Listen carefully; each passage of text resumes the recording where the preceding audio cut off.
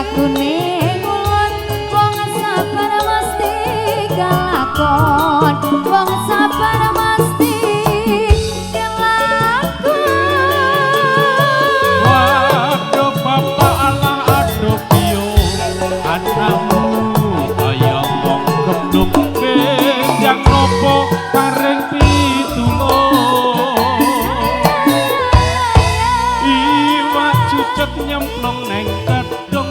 kebacut alias kadung ngentekne sawah ngentekne kangkung Supranada Indonesia.